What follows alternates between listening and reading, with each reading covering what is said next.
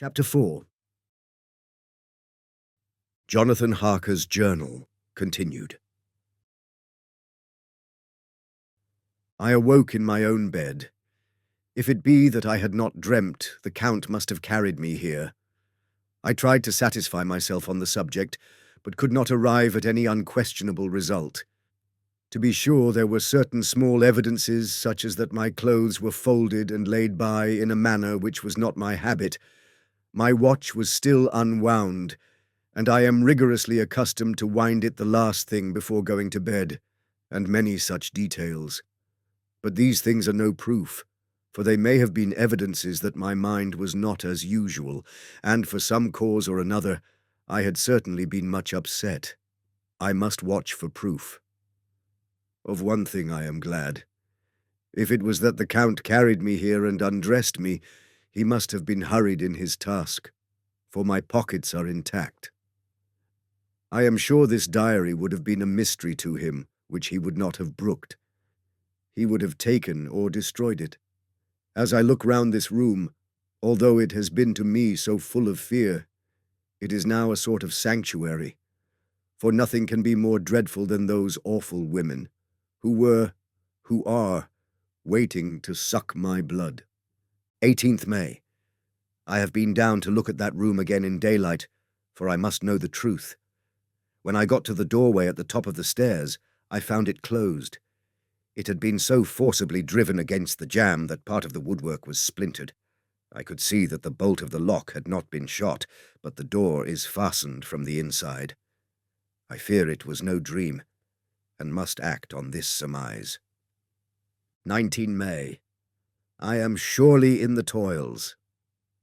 Last night the Count asked me in the Sauvest tones to write 3 letters, one saying that my work here was nearly done, and that I should start for home within a few days, another that I was starting on the next morning from the time of the letter, and the third that I had left the castle and arrived at Bistritz. I would fain have rebelled, but felt that in the present state of things it would be madness to quarrel openly with the Count whilst I am so absolutely in his power, and to refuse would be to excite his suspicion and to arouse his anger. He knows that I know too much, and that I must not live, lest I be dangerous to him. My only chance is to prolong my opportunities. Something may occur which will give Ma a chance to escape. I saw in his eyes something of that gathering wrath which was manifest when he hurled that fair woman from him. He explained to me that posts were few and uncertain, and that my writing now would ensure ease of mind to my friends. And he assured me with so much impressiveness that he would countermand the later letters, which would be held over at Bistritz until due time in case chance would admit of my prolonging my stay, that to oppose him would have been to create new suspicion. I therefore pretended to fall in with his views, and asked him what dates I should put on the letters. He calculated a minute, and then said, the first should be June 12th, the second June 19th, and the third June 29th. I know now the span of my life. God help me. 28th May. There is a chance of escape, or at any rate of being able to send word home. A band of Sgani have come to the castle, and are encamped in the courtyard. These are gypsies. I have notes of them in my book. They are peculiar to this part of the world, though allied to the ordinary gypsies all the world over. There are thousands of them in Hungary and Transylvania, who are almost outside all law. They attach themselves as a rule to some great noble or boyar, and call themselves by his name. They are fearless and without religion, save superstition, and they talk only their own varieties of the Romany tongue. I shall write some letters home, and shall try to get them to have them posted. I have already spoken to them through my window to begin acquaintanceship. They took their hats off and made obeisance and many signs, which, however, I could not understand any more than I could their spoken language. I have written the letters. Mina's is in shorthand, and I simply ask Mr. Hawkins to communicate with her. To her, I have explained my situation, but without the horrors which I may only surmise. It would shock and frighten her to death were I to expose my heart to her. Should the letters not carry, then the Count shall not yet know my secret or the extent of my knowledge. I have given the letters. I threw them through the bars of my window with a gold piece, and made what signs I could to have them posted. The man who took them pressed them to his heart and bowed, and then put them in his cap. I could do no more. I stole back to the study and began to read. As the Count did not come in, I have written here. The Count has come. He sat down beside me, and said in his smoothest voice as he opened 2 letters, "The Zgani has given me these, of which, though I know not whence they come, I shall, of course, take care." See exclamation mark, he must have looked at it. "One is from you, and to my friend Peter Hawkins. The other—" Here he caught sight of the strange symbols as he opened the envelope, and the dark look came into his face and his eyes blazed wickedly. "The other is a vile thing, an outrage upon friendship and hospitality. It is not signed? Well, so it cannot matter to us." And he calmly held letter and envelope in the flame of the lamp till they were consumed. Then he went on, "The letter to Hawkins, that I shall, of course, send on, since it is yours. Your letters are sacred to me. Your pardon, my friend, that unknowingly I did break the seal. Will you not cover it again?" He held out the letter to me, and with a courteous bow handed me a clean envelope. I could only redirect it and hand it to him in silence. When he went out of the room, I could hear the key turn softly. A minute later I went over and tried it, and the door was locked. When, an hour or 2 after, the Count came quietly into the room, his coming awakened me, for I had gone to sleep on the sofa. He was very courteous and very cheery in his manner, and seeing that I had been sleeping, he said, "So, my friend, you are tired? Get to bed. There is the surest rest. I may not have the pleasure of talk tonight, since there are many labours to me, but you will sleep, I pray." I passed to my room and went to bed, and strange to say, slept without dreaming. Despair has its own calms. 31st May. This morning when I woke, I thought I would provide myself with some papers and envelopes from my bag and keep them in my pocket, so that I might write in case I should get an opportunity, but again a surprise, again a shock. Every scrap of paper was gone, and with it all my notes, my memoranda, relating to railways and travel, my letter of credit, in fact all that might be useful to me were I once outside the castle. I sat and pondered a while, and then some thought occurred to me, and I made search of my portmanteau, and in the wardrobe where I had placed my clothes. The suit in which I had travelled was gone, and also my overcoat and rug. I could find no trace of them anywhere. This looked like some new scheme of villainy. 17th June. This morning, as I was sitting on the edge of my bed cudgelling my brains, I heard, without a crackling of whips and pounding and scraping of horses' feet, up the rocky path beyond the courtyard.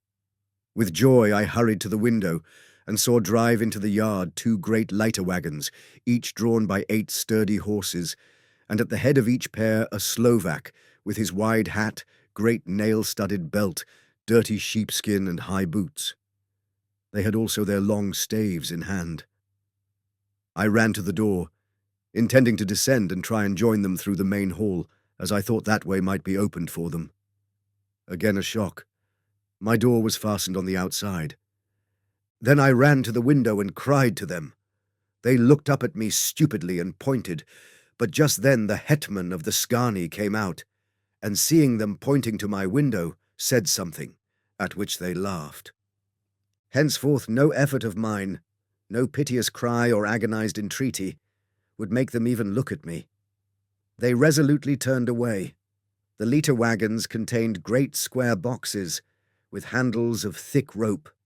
These were evidently empty by the ease with which the Slovaks handled them, and by their resonance as they were roughly moved.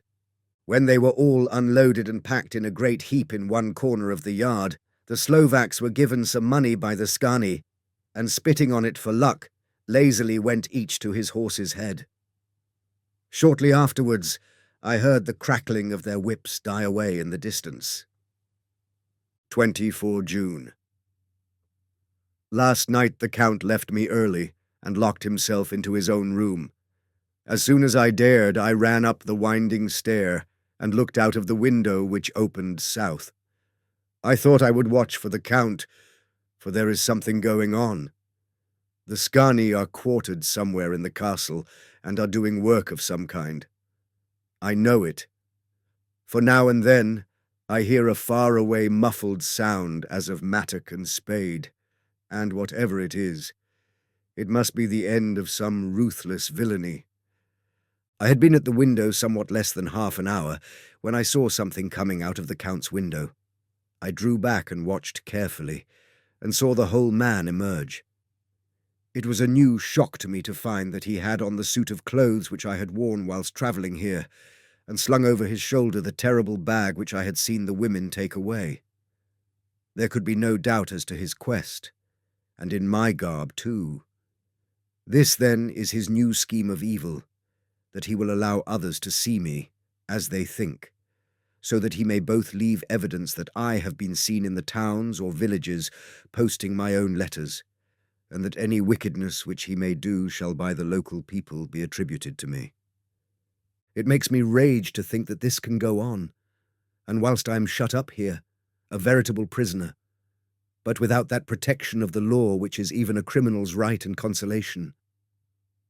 I thought I would watch for the Count's return, and for a long time sat doggedly at the window. Then I began to notice that there were some quaint little specks floating in the rays of the moonlight. They were like the tiniest grains of dust, and they whirled round and gathered in clusters in a nebulous sort of way.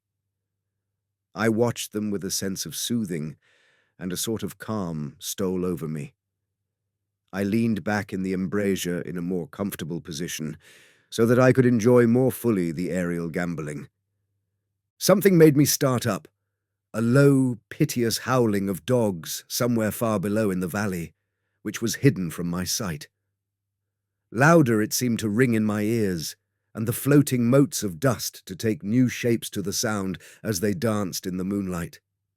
I felt myself struggling to awake to some call of my instincts. Nay, my very soul was struggling, and my half-remembered sensibilities were striving to answer the call. I was becoming hypnotized. Quicker and quicker danced the dust. The moonbeams seemed to quiver as they went by me into the mass of gloom beyond. More and more they gathered till they seemed to take dim phantom shapes. And then I started, broad awake and in full possession of my senses, and ran screaming from the place. The phantom shapes, which were becoming gradually materialized from the moonbeams, were those 3 ghostly women to whom I was doomed.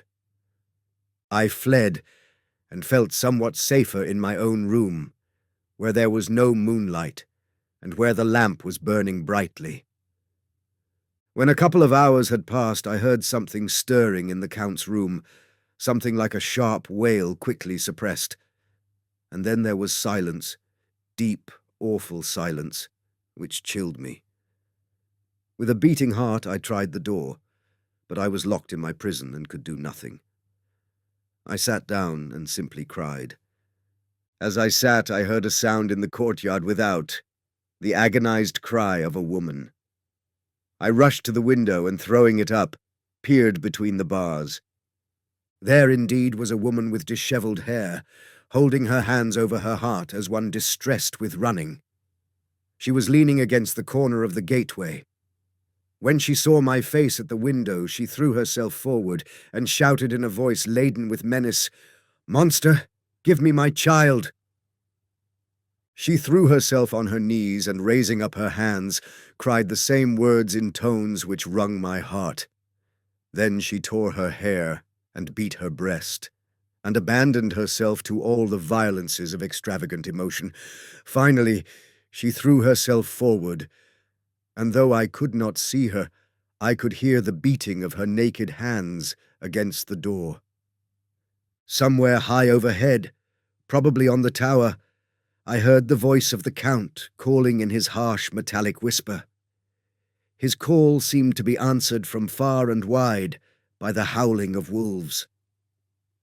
Before many minutes had passed, a pack of them poured, like a pent-up dam when liberated, through the wide entrance into the courtyard. There was no cry from the woman, and the howling of the wolves was but short. Before long they streamed away singly, licking their lips. I could not pity her, for I knew now what had become of her child, and she was better dead. What shall I do? What can I do? How can I escape from this dreadful thing of night, gloom, and fear? 25th June. No man knows till he has suffered from the night how sweet and dear to his heart and eye the morning can be. When the sun grew so high this morning that it struck the top of the great gateway opposite my window, the high spot which it touched seemed to me as if the dove from the ark had lighted there. My fear fell from me, as if it had been a vaporous garment which dissolved in the warmth. I must take action of some sort, whilst the courage of the day is upon me. Last night, one of my post-dated letters went to post, the first of that fatal series which is to blot out the very traces of my existence from the earth. Let me not think of it. Action! It has always been at night time that I have been molested or threatened, or in some way in danger or in fear. I have not yet seen the Count in the daylight. Can it be that he sleeps when others wake, that he may be awake whilst they sleep? If I could only get into his room. But there is no possible way. The door is always locked, no way for me. Yes, there is a way, if one dares to take it. Where his body has gone, why may not another body go? I have seen him myself crawl from his window. Why should not I imitate him and go in by his window? The chances are desperate, but my need is more desperate still. I shall risk it. At the worst it can only be death, and a man's death is not a calf's, and the dreaded hereafter may still be open to me. God help me in my task. Goodbye, Mina, if I fail. Goodbye, my faithful friend and second father. Goodbye all, and last of all, Mina. Same day, later. I have made the effort, and God helping me, have come safely back to this room. I must put down every detail in order. I went, whilst my courage was fresh, straight to the window on the south side, and at once got outside on this side. The stones are big and roughly cut, and the mortar has by process of time been washed away between them. I took off my boots and ventured out on the desperate way. I looked down once, so as to make sure that a sudden glimpse of the awful depth would not overcome me, but after that kept my eyes away from it. I know pretty well the direction and distance of the Count's window, and made for it as well as I could, having regard to the opportunities available. I did not feel dizzy. I suppose I was too excited, and the time seemed ridiculously short, till I found myself standing on the windowsill and trying to raise up the sash. I was filled with agitation, however, when I bent down and slid feet foremost in through the window. Then I looked around for the Count, but with surprise and gladness, made a discovery. The room was empty. It was barely furnished with odd things, which seemed to have never been used. The furniture was something the same style as that in the south rooms, and was covered with dust. I looked for the key, but it was not in the lock, and I could not find it anywhere. The only thing I found was a great heap of gold in one corner, gold of all kinds, Roman and British and Austrian and Hungarian and Greek and Turkish money, covered with a film of dust, as though it had lain long in the ground. None of it that I noticed was less than 300 years old. There were also chains and ornaments, some jewelled, but all of them old and stained. At one corner of the room was a heavy door. I tried it, for since I could not find the key of the room or the key of the outer door, which was the main object of my search, I must make further examination, or all my efforts would be in vain. It was open, and led through a stone passage to a circular stairway, which went steeply down. I descended, minding carefully where I went, for the stairs were dark, being only lit by loopholes in the heavy masonry. At the bottom there was a dark, tunnel-like passage, through which came a deathly, sickly odour, the odour of old earth newly turned. As I went through the passage, the smell grew closer and heavier.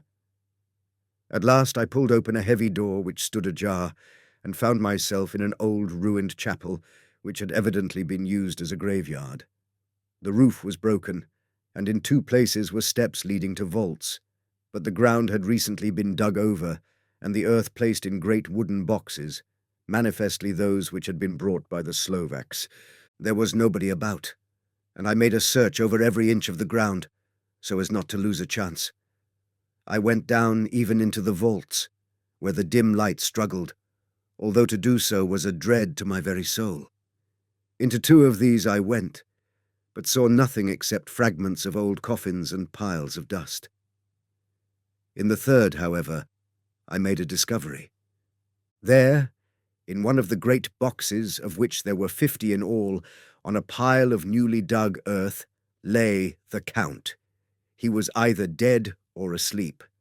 I could not say which, for eyes were open and stony, but without the glassiness of death, and the cheeks had the warmth of life through all their pallor. The lips were as red as ever. But there was no sign of movement, no pulse, no breath, no beating of the heart. I bent over him and tried to find any sign of life, but in vain. He could not have lain there long, for the earthy smell would have passed away in a few hours. By the side of the box was its cover, pierced with holes here and there. I thought he might have the keys on him, but when I went to search I saw the dead eyes, and in them, dead though they were, such a look of hate, though unconscious of me or my presence, that I fled from the place, and leaving the Count's room by the window, crawled again up the castle wall. Regaining my room, I threw myself panting upon the bed and tried to think. 29th June. Today is the date of my last letter, and the Count has taken steps to prove that it was genuine, for again I saw him leave the castle by the same window, and in my clothes. As he went down the wall, lizard fashion, I wished I had a gun or some lethal weapon, that I might destroy him. But I fear that no weapon wrought along by man's hand would have any effect on him. I dared not wait to see him return, for I feared to see those weird sisters. I came back to the library and read there till I fell asleep. I was awakened by the Count, who looked at me as grimly as a man could look as he said, "Tomorrow, my friend, we must part. You return to your beautiful England, I to some work which may have such an end that we may never meet. Your letter home has been dispatched. Tomorrow I shall not be here, but all shall be ready for your journey. In the morning come the Skani, who have some labours of their own here, and also come some Slovaks.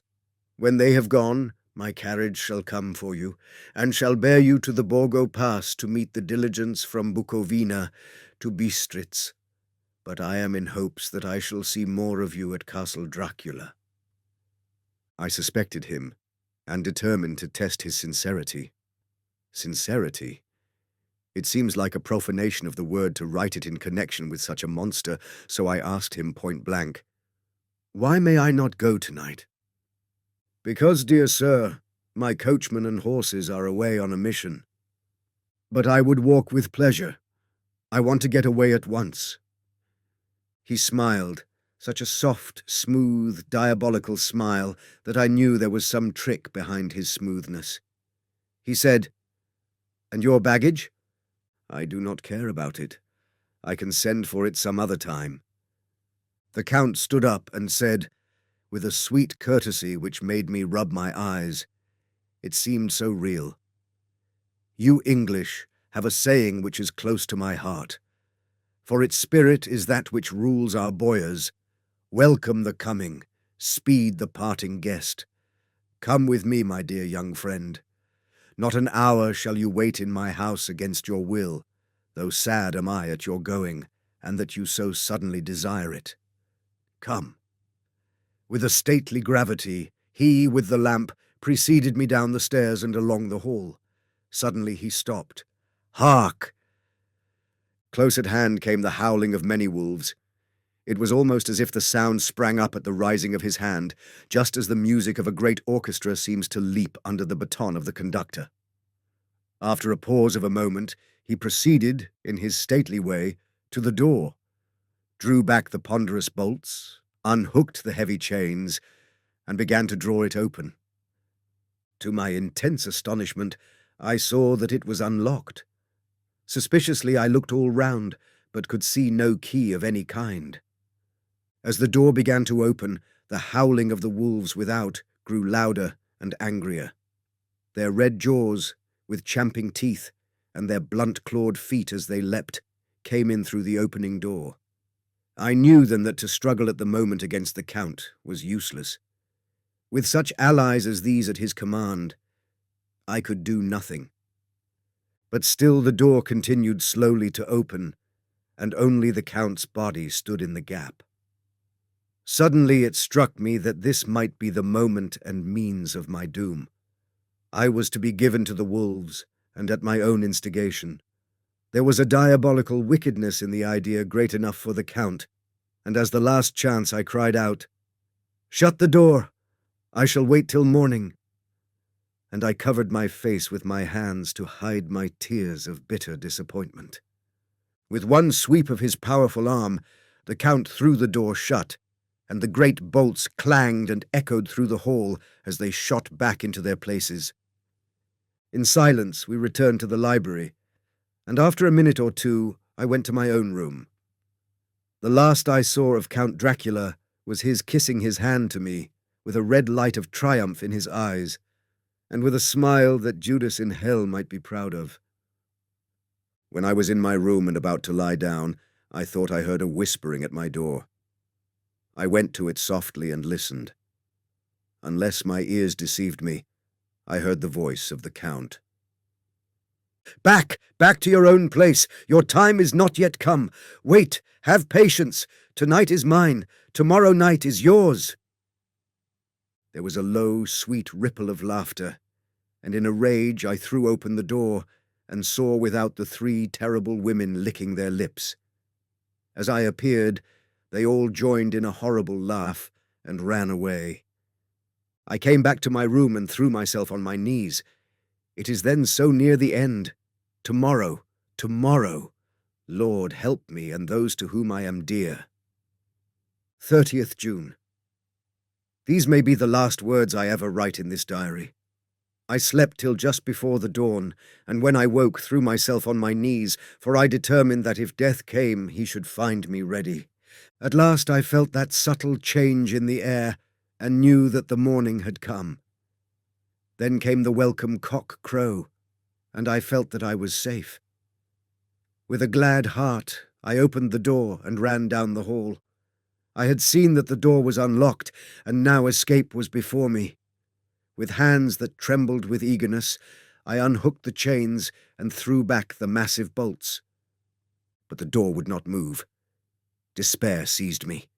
I pulled and pulled at the door, and shook it till, massive as it was, it rattled in its casement. I could see the bolt shot. It had been locked after I left the Count. Then a wild desire took me to obtain the key at any risk, and I determined then and there to scale the wall again, and gain the Count's room. He might kill me, but death now seemed the happier choice of evils. Without a pause, I rushed up to the east window and scrambled down the wall as before into the Count's room. It was empty, but that was as I expected. I could not see a key anywhere, but the heap of gold remained. I went through the door in the corner and down the winding stair and along the dark passage to the old chapel. I knew now well enough where to find the monster I sought. The great box was in the same place, close against the wall, but the lid was laid on it, not fastened down, but with the nails ready in their places to be hammered home. I knew I must reach the body for the key, so I raised the lid and laid it back against the wall. And then I saw something which filled my very soul with horror. There lay the Count, but looking as if his youth had been half restored. For the white hair and moustache were changed to dark iron grey. The cheeks were fuller, and the white skin seemed ruby red underneath. The mouth was redder than ever, for on the lips were gouts of fresh blood, which trickled from the corners of the mouth and ran down over the chin and neck. Even the deep, burning eyes seemed set amongst swollen flesh, for the lids and pouches underneath were bloated. It seemed as if the whole awful creature was simply gorged with blood. He lay like a filthy leech, exhausted with his repletion. I shuddered as I bent over to touch him, and every sense in me revolted at the contact. But I had to search, or I was lost. The coming night might see my own body a banquet in a similar war to those horrid three. I felt all over the body, but no sign could I find of the key. Then I stopped and looked at the Count. There was a mocking smile on the bloated face which seemed to drive me mad. This was the being I was helping to transfer to London, where perhaps for centuries to come he might, amongst its teeming millions, satiate his lust for blood and create a new and ever-widening circle of semi-demons to batten on the helpless. The very thought drove me mad. A terrible desire came upon me to rid the world of such a monster. There was no lethal weapon at hand, but I seized a shovel which the workmen had been using to fill the cases, and lifting it high, struck, with the edge downward, at the hateful face. But as I did so, the head turned, and the eyes fell upon me with all their blaze of basilisk horror. The sight seemed to paralyze me, and the shovel turned in my hand and glanced from the face, merely making a deep gash above the forehead. The shovel fell from my hand across the box, and as I pulled it away, the flange of the blade caught the edge of the lid, which fell over again, and hid the horrid thing from my sight. The last glimpse I had was of the bloated face, blood-stained and fixed with a grin of malice which would have held its own in the nethermost hell. I thought and thought what should be my next move, but my brain seemed on fire, and I waited with a despairing feeling growing over me. As I waited, I heard in the distance a gypsy song sung by merry voices coming closer, and through their song the rolling of heavy wheels and the cracking of whips. The Skani and the Slovaks of whom the Count had spoken were coming. With a last look around, and at the box which contained the vile body, I ran from the place and gained the Count's room, determined to rush out at the moment the door should be opened. With strained ears, I listened, and heard downstairs the grinding of the key in the great lock and the falling back of the heavy door. There must have been some other means of entry, or someone had a key for one of the locked doors. Then there came the sound of many feet tramping and dying away in some passage which sent up a clanging echo. I turned to run down again towards the vault, where I might find the new entrance, but at the moment there seemed to come a violent puff of wind, and the door to the winding stair blew to with a shock that set the dust from the lintels flying. When I ran to push it open, I found that it was hopelessly fast.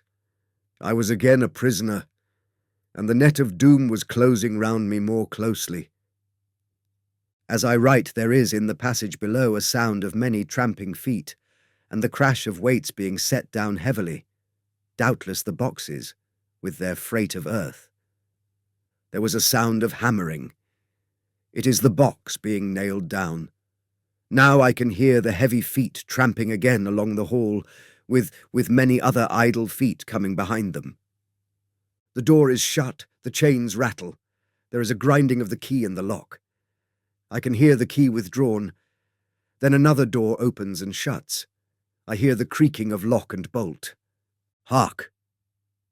In the courtyard and down the rocky way, the roll of heavy wheels, the crack of whips, and the chorus of the Sgani as they pass into the distance. I am alone in the castle with those horrible women. Faugh! Mina is a woman, and there is naught in common. They are devils of the pit. I shall not remain alone with them. I shall try to scale the castle wall farther than I have yet attempted. I shall take some of the gold with me, lest I want it later. I may find a way from this dreadful place, and then away for home, away to the quickest and nearest train, away from the cursed spot, from this cursed land, where the devil and his children still walk with earthly feet. At least God's mercy is better than that of those monsters, and the precipice is steep and high. At its foot a man may sleep as a man. Goodbye all. Mina.